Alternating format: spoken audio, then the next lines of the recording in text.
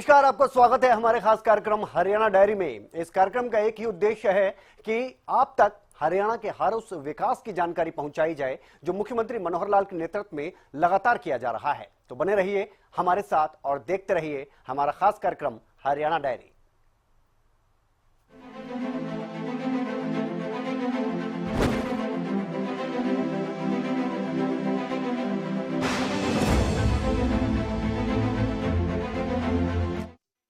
तो हरियाणा के मुख्यमंत्री मनोहर लाल करनाल पहुंचे, जहां उन्होंने कई कार्यक्रमों में शिरकत की। मुख्यमंत्री ने जहां श्री खाटू श्याम संध्या के कार्यक्रम में शिरकत की, तो वहीं करनाल में लोगों की समस्याओं का भी समाधान किया। इस मौके पर आदमपुर में जीत के अलावा कई मुद्दों पर मुख्यमंत्री मनोहर लाल ने पत्रकारों के साथ बातचीत की, उन्हें प्रतिक्रिया दी।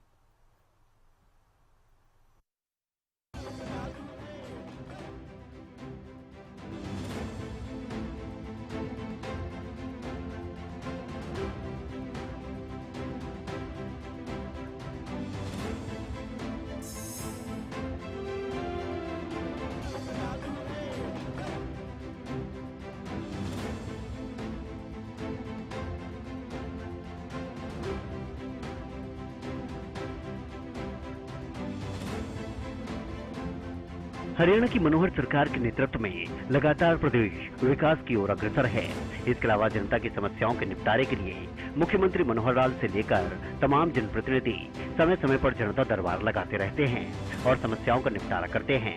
इसी कड़ी में मुख्यमंत्री मनोहर लाल करनाल दौरे पर पहुंचे, जहां सबसे पहले करनाल के सेक्टर 12 ग्राउंड में आयोजित किए गए श्री खाटू श्याम संध्या में उन्होंने मुख्य अतिथि के तौर पर शिरकत की। श्री खाटू श्याम संध्या में देर रात तक जहां एक ओर हजारों भक्त भजनों पर झूमते नजर आए, तो वहीं मुख्यमंत्री मनोहर लाल भी प्रसिद्ध भजन गायक कन्हैया मित्तल के भजनों पर झूमते नजर आए। अपने संबोधन के दौरान मुख्यमंत्री मनोहर लाल ने करनाल से श्री खाटू श्याम के लिए सीधी बस सेवा की शुरुआत करने की घोषणा भी की। और जिस प्रकार से प्रभु ने इनको सरस्वती, इनकी जीवा पर सरस्वती दी है और जो इनको स्वर दिए हैं, भगवत प्रेम में लीन है, इस प्रकार से अपने भजनों के माध्यम से एक जन जागरण करते हैं। मैं इनका अभिनंदन करता हूँ, मित्रों अभिनंदन करता हूँ। कथा, गायन, भजन, इनके मालिक तो ये हैं, लेकिन वास्तव में ऐसे स्थानों पर अच्छा वातावरण बने, इसके लिए व्यवस्थाएं ठीक करना हमारा काम है। दो बातें कही गई हैं, एक यहाँ से बस चलाई जाए, तो मैं घोषणा करता हूँ कि खाटू श्याम जी के लिए एक बस करनाल से चलाई जाएगी और यहाँ करनाल में एक खाटू श्याम जी महाराज का मंदिर है, ऐसा मुझे बताया गया है, भले वो छोटा मंदिर है। वहां पर एक द्वार की बात जो कही गई है, वो एक द्वार भी बनवाया जाएगा करनाल वासियों की ओर से। पुनः मैं आपको बहुत बहुत शुभकामनाएं, बधाई देता हूँ। इसके बाद मुख्यमंत्री मनोहर लाल ने पीडब्ल्यूडी रेस्ट हाउस में 35 लोगों की शिकायतें सुनी। इस दौरान ज्यादातर शिकायतों को मौके पर ही निपटाया गया। इस दौरान सभी विभागों के अधिकारियों को बुलाया गया था। वहीं जिन शिकायतों में अधिकारियों और कर्मचारियों की गलती पाई गई, सीएम मनोहर लाल ने उन्हें फटकार भी लगाई। इसके अलावा मुख्यमंत्री मनोहर लाल ने शुगर मिल का निरीक्षण भी किया। कल भी मेरे कार्यक्रम कुछ सामाजिक कार्यक्रम थे और आज 2 वार्डों में आके कार्यकर्ताओं की बैठक ली थी, तो बुलाकर वहाँ की जो छोटी बड़ी समस्याएं होती हैं वार्ड में जाकर के पूछा जाए, ये कार्यक्रम शुरू किया है। और मैं समझता हूँ आगे आने वाले जो मेरे इस प्रकार के कार्यक्रम है लगातार 20 के 20 वार्डों में पूरा करूँगा मैं। अधिकारियों को साथ लेकर के खास करके जो कारपोरेशन की संबंधित जितनी भी समस्याएं होती हैं उसके बारे में ध्यान कराते हैं वो, और अधिकारियों को बता दिया जाता है, साथ साथ उसको पूरा करने के लिए अपनी योजना को इसलिए यूज किया जाएगा क्योंकि नहीं किया जाएगा ऐसा कोई विषय नहीं होता। हर डिपार्टमेंट के पास अपने कामों के लिए रिवॉल्विंग फंड होते हैं। वो अर्बन लोकल बॉडीज के पास भी है, वो इरिगेशन के पास भी है, वो पीडब्ल्यूडी के पास भी है। और हमने तो परमानेंट व्यवस्था बनाई है। इस बार 8,000 करोड़ रुपया हमने बजट में ऐसा रखा है कि उसका कभी भी किसी भी उस डिपार्टमेंट का बजट समाप्त होने के बाद अचानक अगर उसको आवश्यकता पड़ती है तो वो दिया जाता है। बाद में यूज होने के बाद ही उसके एडजस्टमेंट फाइनल करें। वहीं मुख्यमंत्री मनोहर लाल से मिलने पहुंचे लोगों ने भी बताया कि हमारी काफी समस्याओं का निपटारा किया गया है, जिसके लिए उन्होंने मुख्यमंत्री मनोहर लाल का आभार जताया। जो मीटिंग का जो प्रोग्राम रखा बहुत अच्छा रहा। उन्होंने फेस टू फेस जो वार्ड की दिक्कतें थी तो उनकी मौके पर ही निदान किया, जैसे प्रॉपर्टी आईडी का था या कुत्ते का और मोंकी का, और एक हमने निगम की दुकानों का भी रखा था। भी जैसे आपने रोहतक में शॉपकीपर को दुकानें कलेक्ट्रेट में दी हैं, तो करनाल में भी काफ़ी दुकानें हैं, तो वो दुकानें भी आप कलेक्ट्रेट पे दीजिए। और उन्होंने एक बहुत अच्छा ये भी कहा भी कुंजपरा रोड पर क्योंकि सारा रेजिडेंशियल है और बना हुआ कमर्शियल है, कहते हम जायज़ कमर्शियल रेट रख के सारी रोड को कमर्शियल करेंगे, जिससे भी लोगों में बहुत खुशी की हुई। मुगल कनाल का मुद्दा उठा था, तो मुगल कनाल पे काफ़ी असामाजिक तत्व रहते हैं, तो उसको भी संभाला जाए, तो उसके लिए भी एसपी साहब को उन्होंने निर्देश दिए है। साथ के साथ आज ही उसका एक्शन लिया। पर्सनली तौर पर अच्छी मुलाकात, पर्सनली तौर पर बहुत अच्छी मुलाकात हुई है। तो इससे करता के साथ सीएम साहब ने मीटिंग ली है, तो कनाल के लोगों को एक बहुत बड़ी समस्या थी जो प्रॉपर्टी आईडी की और प्रॉपर्टी डिवाइडेशन की। प्रॉपर्टी डिवाइडेशन के लिए सीएम साहब ने कहा कि ये रूल पास हो चुका है कि जिसका प्लाट 200 गज या 200 गज से ऊपर है वो अपना डिवाइड करके रजिस्ट्री करवा सकता है, पर मिनिमम 100 गज का होना चाहिए। ये दिक्कत माल टाउन में और बाकी एरिया में बहुत ज़्यादा आ रही थी, तो अब कोई भी व्यक्ति अपना प्लाट डिवाइड करके रजिस्ट्री करवा सकता है, तो उसका एरिया 100 गज से कम नहीं होना चाहिए और 2 गज से ऊपर होगा तो डिवाइड कर सकता है। और क्या क्या समस्या? और जो भी हमारी वार्ड की सीवरेज की थी, पानी की समस्या बहुत आ रही थी। एक डॉगीज के लिए, मोंकीज के लिए हमने कहा है, उनके लिए भी उन्होंने कहा है कि उनके लिए व्यवस्था, और डेंगू के छिड़काव के लिए भी कहा है, उनकी सब समस्या को दूर किया। टैक्स आईडी को लेके प्रॉब्लम थी। उसके अंदर क्या है कि मेरा प्लॉट तो है मान लो 400 गज का, मेरे साथ खाली प्लॉट पड़ा है, वो भी मेरी आईडी में ऐड कर दिया गया है। ये बहुत बड़ी प्रॉब्लम है। दूसरी की प्रॉपर्टी का टैक्स भी मेरे लिए आ रहा है, एक ये प्रॉब्लम थी। एक हर जगह चौक पे रेडी वाले खड़े हैं, इनकी वजह से पार्किंग की, शाम को शराबी लोग भी आ जाते हैं तो गाड़ी नहीं हटाते, ट्रैफिक की बहुत बड़ी समस्या हो जाती है रेडी वालों की वजह से। वो समस्या हमने उनके आगे रखी है, उन्होंने कहा है कि इसका हल करेंगे। इस मौके पर मुख्यमंत्री मनोहर लाल पत्रकारों से रूबरू हुए। मुख्यमंत्री ने पराली प्रबंधन के मुद्दे पर भी अपनी बात रखी। इसके लिए हमने तो पराली का उपयोग कैसे ज़्यादा हो, इसका उपयोग करने वाली फैक्ट्रियाँ वो इसका उपयोग करें। 24 ऐसे संस्थान आ गए हैं जो पराली को यूज़ करने के लिए आए हैं। हम इसकी नई पॉलिसी बना रहे हैं जिसके अंतर्गत कुछ ना कुछ फिक्स करेंगे इसका रेट भी, कि किसान को उसका मूल्य कितना मिले और उसका खर्चा जो है उसको कलेक्ट करने का वो कितना आएगा। ऐसी पॉलिसी के लिए कमेटी बनाइए। वहीं एमबीबीएस स्टूडेंट्स की हड़ताल पर मुख्यमंत्री ने कहा कि बॉन्ड पॉलिसी सरकारी अस्पतालों में लोगों को मुफ्त इलाज देने के लिए बनाई गई है।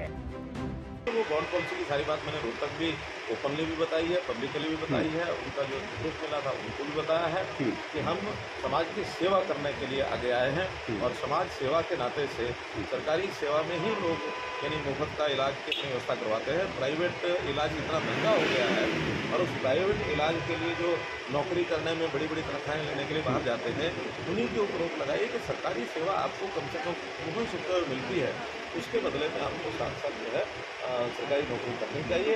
अगर कोई नहीं करना चाहता है तो पैसे जमा करा के वो जा सकता है, या बैंक से लोन अगर मिलेगा तो उसकी पेमेंट उसको करनी है। ये उनके ऊपर निर्भर करता है। हम तब तक इनसे पैसा नहीं लिया जाएगा, इनकी नौकरी नहीं लगेगी तब तक भी सरकार उसको भरेगी। ये नहीं। इसके अलावा आदमपुर के नतीजों पर मुख्यमंत्री मनोहर लाल ने नेता प्रतिपक्ष भूपेंद्र हुड्डा पर निशाना साधा। मुख्यमंत्री ने कहा कि आदमपुर उपचुनाव में मिली हार की झेप मिटाने के लिए हुड्डा बयानबाजी कर रहे हैं। अब कोई ना कोई झेप मिटाने के लिए उनको कोई बात करनी है तो करते रहें, ताकि nothing succeeds like success. MBBS जो स्टूडेंट्स हैं वो स्ट्राइक पर हैं क्योंकि जिस तरह की नीति बनाई गई थी 2024 का नहीं, ऐसे फाइनल और सेमीफाइनल ब्लू फाइनल का विषय नहीं होता। देखो लगातार हम जब से सरकार में आए हैं हम आगे ही बढ़ रहे हैं, पीछे कभी भी नहीं हटे हैं। और उसमें हमारे चाहे वो कॉर्पोरेशन के चुनाव हों, चाहे हमारे विधानसभाओं के चुनाव हो, उसमें आगे बढ़े हैं। जीत हार एक विषय होता है, लेकिन पिछले परफॉर्मेंस हम आगे बढ़े और इस बार हम जीते भी हैं, जीता भी है। कभी भी पिछले 8 साल में चुनाव में किसी समय हम पीछे नहीं हुए, आगे बढ़े। साथ ही करनाल के बाद रोहतक पहुंचे मुख्यमंत्री मनोहर लाल ने आदमपुर को लेकर कहा कि आदमपुर का विकास हम सब मिलकर करवाएंगे। भव्य विश्नोई को लेकर भी उन्होंने कहा कि भव्य विश्नोई को जिम्मेदारियों से दूर नहीं जाने देंगे। भव्य जीत हुई है, बात सारी हो चुकी है। अब तो बात ये है कि भव्य को क्या जिम्मेदारी दे रहे हो आप? देखिए, भव्य की बहुत जिम्मेदारियां हैं और ये जिम्मेदारियों से इसको कहीं दूर नहीं जाने देंगे। आदमपुर का विकास ये पहली जिम्मेदारी है इनकी। इस बात की जिम्मेदारी हमने भी ली है, रवि ने भी चुनाव लड़ते से मिली है, कुलदीप जी ने भी ली है, नेता जी ने भी ली है, और वहाँ के सारे हमारे जितने भी कार्यकर्ता हैं, नेता हैं, उन सब लोगों ने इस बात की जिम्मेदारी है कि आदमपुर के विकास के बारे में जो एक समय तो भजनलाल जी ने वहां का विकास किया था और बीच में इतने वर्षों तक कांग्रेस के समय में एकदम ही खंडित रहा और केवल उस क्षेत्र के साथ इसलिए भेदभाव किया गया क्योंकि चौधरी भजनलाल जी का एरिया था और कांग्रेस के शासन करने वाले जो लोग दूसरे थे। हमने अपने 8 साल में जो भी किसी एक विधानसभा में काम हो सकते वो सारे किए हैं। लगभग 600 करोड़ रुपए से ऊपर की योजनाएं हमारी उस क्षेत्र में हुई हैं या चल रही हैं। इसलिए अब जो काम है जो बचे हुए और तेज गति से होंगे, इसलिए उस क्षेत्र को मैं समझता हूँ आसपास के क्षेत्रों से भी आगे बढ़ाएंगे और ये जिम्मेदारी सीधे हरियाणा में विकास के नजरिए से देखें तो एक बड़ा बदलाव पिछले 8 सालों में देखने को मिला है। ऐसे में हरियाणा सरकार के प्रयास और उठाए गए कदमों की सराहना करनी होगी।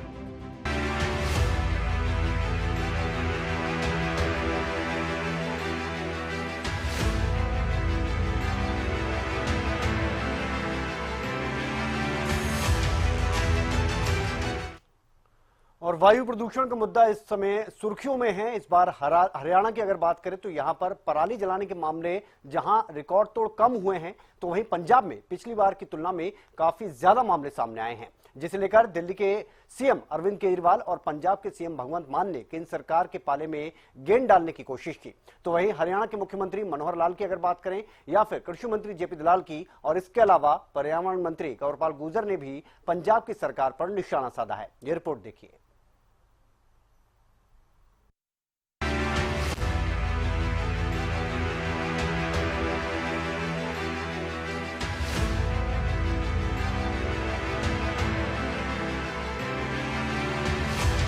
पराली जलाने से होने वाले प्रदूषण की वजह से दिल्ली, एनसीआर और हरियाणा का क्षेत्र सबसे ज्यादा प्रभावित है।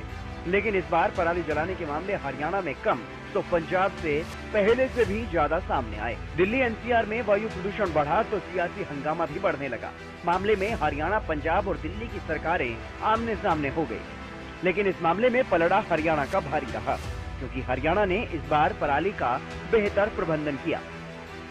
चंडीगढ़ में एक कृषि से संबंधित मेले में पहुंचे हरियाणा के कृषि मंत्री जेपी दलाल ने जहां हरियाणा की मनोहर सरकार की तारीफ की, तो वहीं पंजाब सरकार पर जमकर निशाना साधा। इस मौके पर कृषि मंत्री जेपी दलाल ने कहा कि पराली जलाने से होने वाले प्रदूषण के मामले में हरियाणा का प्रबंधन बाकी प्रदेशों से अच्छा रहा। अब पराली खरीदने पर भी मनोहर सरकार विचार कर रही है। इससे पहले ही मनोहर सरकार मेरी फसल मेरा ब्यौरा के तहत 1000 रुपए प्रोत्साहन की राशि प्रति एकड़ के हिसाब से किसानों को दे रही है, ताकि किसान पराली न जलाएं। हरियाणा जो है देश में सबसे ज्यादा किसान हितैषी प्रदेश है। सबसे ज्यादा किसानों की हित में योजनाएं हम दे रहे हैं और किसान भी अपना पसीना बहा करके मेहनत करके देश के खाद्यान्न भंडार भरने का काम कर रहे हैं। खासकर मैं नमन करता हूं किसानों को, जो कोरोना के संकट के समय में जो उत्पादन उन्होंने बढ़ाया है, खाद्यान्न भंडार बने हैं, सारी दुनिया आश्चर्यचकित है। सारे कारोबार ठप हो गए थे। कृषि एक चमकता हुआ सितारा है जिसमें अच्छी ग्रोथ हुई है, ऑल टाइम हाई ग्रोथ हुई है। और तकनीक की वजह से हरियाणा के किसानों ने जो पराली प्रबंधन का काम किया है, आज सारे एनसीआर के लोग इस चीज़ को मानते हैं कि हरियाणा का प्रबंधन बाकी प्रदेशों से अच्छा रहा है। हमारे यहाँ हमने मशीनरी दी है, 80,000 के आसपास किसानों को बेलर दिए हैं, हैप्पी सीडर दिए हैं और हम ये योजना बना रहे हैं कि पराली का उपयोग कहाँ कहाँ कैसे उद्योग में हो। और उसका परिणाम ये है कि जो प्रदूषण फैलाने की एक समस्या थी उत्तर भारत में, हरियाणा इसको समाप्त करने में सहयोग दे रहा है और हरियाणा कोशिश करेगा। हमने कमेटी बना दी है कि जिस तरह से गेहूं और धान की फसल खरीदते हैं, किसान की पराली को भी हम खरीदें और जो उपभोक्ता तक उसको पहुंचाएं। किसान को आग लगाने की जरूरत ना पड़े, किसान को लाभकारी मूल्य मिले, ये हमारी नीयत है। 1000 रुपये तो हम अभी भी, जो मेरी फसल मेरा ब्यौरा पर किसान लिख के देता है कि मैं आग नहीं लगाऊंगा, उसको हम डीबीटी से पैसा देते हैं। बहुत सारी योजनाएं हमने की बात आपने की, इसमें राज्य सरकार का कितना योगदान रहता है? क्या केंद्र सरकार पर निर्भर रहती है राज्य सरकार? क्योंकि पड़ोसी राज्य का बोलना है। देखिए, हरियाणा जो हम किसानों को पैसा दे रहे हैं उसमें केंद्र सरकार का कोई योगदान नहीं है। फार्म मैकेनाइजेशन के लिए जो पैसा है वो केंद्र सरकार का पैसा है और पंजाब को हमारे से दुगना पैसा मिला है। हमने 3-4 गुना पैसा मिला है। पंजाब का पैसा कैसे उपयोग में आया पंजाब सरकार जाने, लेकिन हमने एक एक पैसा किसानों के हित में उनको मशीनरी दे करके और वो पराली प्रबंधन में लगाया है। उसी का परिणाम है कि आज हरियाणा में बेटर मैनेजमेंट है। साथ ही कृषि मंत्री जेपी दलाल ने ये भी दावा किया कि उन्हें पंजाब के लोगों से कोई शिकायत नहीं, लेकिन दिल्ली की आम आदमी पार्टी सरकार पर निशाना साधते हुए उन्होंने कहा कि पिछले 6-7 साल में दिल्ली सरकार को जो प्रबंध करना चाहिए था वो उन्होंने नहीं किया। हमें पंजाब से कोई शिकायत नहीं है, पंजाब के किसानों से कोई शिकायत नहीं है, लेकिन जो आज एनसीआर दिल्ली का हाल है, बेहाल है। बच्चे बीमार हो रहे हैं, घर से बाहर लोग निकल नहीं सकते, ऑड-इवन लगा दिया है और स्कूल बंद कर दिए हैं, ऑफिस में 50% हाजिरी कर दी है। तो इससे जाहिर होता है कि जो प्रबंधन दिल्ली सरकार को करना चाहिए था पिछले 6-7 साल से वो उन्होंने नहीं किया और मामला सुप्रीम कोर्ट ने संज्ञान में लिया है। मैं तो ये प्रार्थना करूंगा माननीय उच्चतम न्यायालय से कि जो भी जिसका भी इस मामले में कसूर है, मानवता के खिलाफ जो काम कर रहा है उसको कड़ी सजा दी जाए। इस मौके पर कृषि मंत्री जेपी दलाल ने CII के इस मेले और प्रदर्शनी के बारे में भी जानकारी दी और बताया कि हरियाणा सबसे ज्यादा किसान हितैषी प्रदेश है।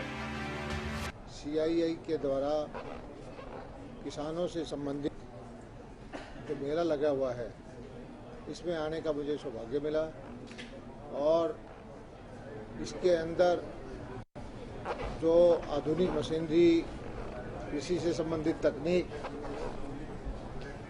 जो प्रदर्शन किया जा रहा है और लाखों किसान इसमें भागीदारी करके लाभ उठाएंगे। मैं CII का धन्यवाद करता हूं, जो हर 2 साल के बाद चंडीगढ़ में इस एग्जीबिशन को आयोजित करती है। कोविड की वजह से इस बार यह एग्जीबिशन 4 साल के बाद हुई है। कल हमारे महामहिम उपराष्ट्रपति धनखड़ साहब ने इसकी शुरुआत की है, 7 तारीख तक ये चलेगी और कृषि और बागवानी और फार्म मशीनरी के संबंध में बहुत अच्छे यहाँ स्टॉल लगे हुए हैं। बहुत सारी कंपनियाँ पार्टिसिपेट हैं, सरकारी विभाग है वो भी पार्टिसिपेट कर रहे हैं और 4 देशों का भी इसमें अपना अपना हिस्सेदारी है और हरियाणा इस प्रदर्शनी के अंदर मेजर शेयर होल्डर है। हमारी पार्टिसिपेशन सबसे ज़्यादा है। हरियाणा के किसान विभाग की तरफ से हजारों की संख्या में उनको यहाँ इस प्रदर्शनी में भेजा जाता है और मकसद यही है कि हरियाणा के किसान को जो लेटेस्ट टेक्नोलॉजी है, जो नवाचार हुए हैं, उनको वो सीखें और लाभ कमाएं। कितना लाभ मानते हैं आप इससे किसानों को और आगे प्रोग्रेसिव फार्मिंग में किस तरीके से आप देखते हैं? देखिए, ये लैबोरेटरी से लेकर मैन्युफैक्चरिंग यूनिट से लेकर फार्म तक टेक्नोलॉजी को पहुंचाना, सीड को पहुंचाना या कोई भी कृषि से संबंधित फर्टिलाइज़र है या कोई पेस्टिसाइड है या कोई भी जो उसकी चीज़ है जो किसान के उपयोग में आए, इस तरह की प्रदर्शनी से तुरंत किसान को जानकारी हो जाती है। उसको पता होता है कि ये चीज़ इस मतलब की है, ये काम आएगी, इससे उसको क्या लाभ मिलेगा और अपनी आंखों से देख करके, सीख करके। और यहाँ पर बहुत सारे जो है FPOs के स्टॉल लगे हुए हैं, उन्होंने जो नई तकनीक अपनाई है उसको भी सीख सकते हैं। बहुत सारे प्रोग्रेसिव फार्मर जो हैं वो इसमें हिस्सेदारी ले रहे हैं। आम किसान उनकी जो उपलब्धियां हैं जा करके यहाँ से उनके खेत में जाके देख सकता है। आम किसान तक जानकारी पहुँचने का ये सबसे अच्छा माध्यम है और इसके माध्यम से हरियाणा के किसानों को लाभ मिल रहा है। हरियाणा जो है देश में सबसे ज़्यादा किसान हितैषी प्रदेश है। वहीं पराली जलाने के मामले में हरियाणा के पर्यावरण मंत्री कंवरपाल गुर्जर का बयान भी सामने आया। उन्होंने आम आदमी पार्टी पर गैर जिम्मेदारी का आरोप लगाया और किसानों से भी खास अपील की। देखिए, अगर गैर जिम्मेदारी का व्यवहार आप रखोगे, लोगों के सामने इस प्रकार की बातें करोगे, पहले उन्हें उकसाओगे और फिर बाद में उनको कहोगे कि आप इसको ठीक कर लो, तो मतलब आपका नैतिक जो है, आप नैतिक दृष्टि से कमजोर हो। अब जब ये आंदोलन चल रहा था तब तो दूसरी भाषा बोल रहे थे उनके साथ। अब सरकार इनके हाथ में आई तो अब उनको रोकना चाहते तो रुकती नहीं, और उसका ही परिणाम है कि जो पराली जलाने के केस है जो हरियाणा में है वो 1200 है और जो पंजाब में है 12,000 है। तो ये सारा का सारा इनके ही रहा है। तो मैं समझता हूँ कि, लेकिन फिर भी मेरा तो आपके चैनल के माध्यम से मैं तो अपने किसान भाइयों को यही कहूंगा कि पराली जलाना जहाँ इन्वायरमेंट की दृष्टि से हानिकारक है, वही हमारी खेती की दृष्टि से भी हानिकारक है। अगर हम इस तरीके से जलाते रहेंगे तो जो ऐसे कीट हैं जो किसान के लिए फायदेमंद है, किसान के लिए आपके अच्छे हैं, तो वो कीट भी मरते हैं और साथ साथ जमीन भी जो है बंजर होने की तरफ बढ़ती है, क्योंकि उसमें छोटे छोटे कण जो होते हैं वो आग लगने की वजह से सख्त हो जाते हैं और बाद में उत्पादन जो उसकी ताकत है, उत्पादन करने की जो उसकी शक्ति है वो कम होती है।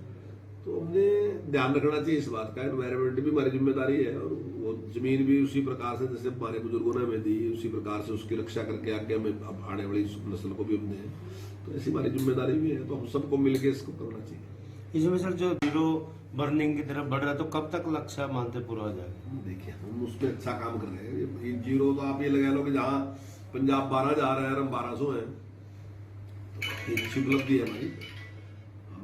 हम चाहेंगे कि स्वयं किसान भी और जो अन्य संगठन है उन सबको भी सबको मिलकर काम करना चाहिए। जो धार्मिक संगठन है उन्हें भी अपनी बात रखनी चाहिए कि इस प्रकार से नहीं जलाना चाहिए, क्योंकि धरती बचेगी सब बचेंगे। अगर धरती नहीं बचेगी ना तो आप चाहे कुछ भी बना लो, कितनी चीजें पैदा कर लो, लेकिन लास्ट में तो धरती की जरूरत है। जो चीज धरती में पैदा होगी जान तो वो देगी, जीवन तो उससे चलेगा, बाकी किसी चीज से जीवन नहीं चल सकता। आप अमीर हो सकते हैं, आपके पास पैसे हो सकते हैं, सोना चांदी हो सकता है, बढ़िया मकान हो सकता है, बढ़िया गाड़ी हो सकती है, लेकिन जीवन चलाने के लिए तो जो धरती से मिलेगा उससे ही चलेगा। जिसके पास जीवन है वही जीवन दे सका, तो वो सुरक्षित रहना बहुत जरूरी है। तो मैं चाहूंगा कि भाई जो दूसरे एनजीओ भी हैं, दूसरे संत महात्मा भी हैं, वो भी प्रयास करें, हम भी प्रयास करें, सरकार भी प्रयास करे, सब मिलकर प्रयास करें और किसान अपने आप भी इस पे बड़ी जिम्मेदारी के साथ काम करें तो समस्या का समाधान हो सकता है। वायु गुणवत्ता खराब होने को लेकर दिल्ली की केजरीवाल सरकार पर पर्यावरण मंत्री कंवरपाल गुर्जर ने जमकर निशाना साधा और हरियाणा सरकार के प्रबंधन की सराहना की। इसमें पहली बात तो दिल्ली सरकार की भी जिम्मेदारी है। ऐसा नहीं है कि सारा पंजाब से धुआं चलेगा और हरियाणा से धुआं चलेगा और वो दिल्ली में जाएगा, स्वयं दिल्ली की भी जिम्मेदारी है। लेकिन क्योंकि बात चल पड़ी तो इसलिए दिल्ली अपनी जिम्मेदारी को तो छोड़ के बैठ गया, उसको वो पंजाब के जिम्मे लगा दिया कि उन्होंने पराली फूंक दी इसलिए ज्यादा धुआं आएगा। ठीक है, उनकी भी जिम्मेदारी है, लेकिन दिल्ली की अपनी जिम्मेदारी भी है। लेकिन हरियाणा ने जिस प्रकार से काम किया वो काबिल तारीफ है कि हमने किसानों को जिस प्रकार से सारे जो इंस्ट्रूमेंट थे उनको देने की बात, पराली को इकट्ठा करने की, काटने की, इकट्ठा करने की, उसकी गांठे बांधने की। और अब आप किसी भी सड़क से आप निकलोगे हरियाणा की तो आपको सड़कों के पास बड़े बड़े गट्ठड़ आपको साफ दिखाई देंगे, बड़े बड़े चट्टे लगे दिखाई देंगे। तो हमने काफी बड़ी सब्सिडी देके लगभग 80-85% सब्सिडी देके मशीनें भी दी हैं। और मैं समझता हूँ आने वाले टाइम में तो हरियाणा में कोई भी जलाने वाली बात रहने की नहीं, क्योंकि उससे पैसा मिल रहा है उनको, ठीक ठाक किसानों को पैसा मिल रहा है। और जैसे जैसे इस दिशा में बढ़ेंगे तो आने वाले टाइम में और इसकी डिमांड बढ़ेगी, पराली की भी डिमांड बढ़ेगी। आपके सामने ही आपने देखा भी होगा, जब धान की कुटाई होती थी उसका जो छिलका था वो जलाना पड़ता था, लेकिन आज आपके सामने है कितना उपयोगी हो गया, कहीं एक किलो भी नहीं आपको मिलता, ऐसी पराली भी नहीं मिलती। पंजाब में जहां पराली जलाने के मामले ज्यादा सामने आए तो वहीं दिल्ली में भी केजरीवाल सरकार की तरफ से प्रदूषण की रोकथाम के लिए कोई विशेष इंतजाम नहीं किए गए, जिस वजह से दिल्ली ही नहीं बल्कि एनसीआर क्षेत्र और हरियाणा के लोगों का भी साफ हवा में सांस लेना दूभर हो चुका है। लेकिन मनोहर सरकार की तरफ से पराली प्रबंधन के लिए सराहनीय पहल की गई। एक तरफ जहां अभी तक पराली जलाने के मामलों में काफी कमी आई तो वहीं पराली को एमएसपी पर भी खरीदने की तैयारी की जा रही है, जिससे ये उम्मीद की जानी चाहिए कि हरियाणा में मनोहर सरकार की नीतियों के चलते जल्द ही पराली जलाने के मामले बिल्कुल कम या फिर खत्म हो जाएंगे।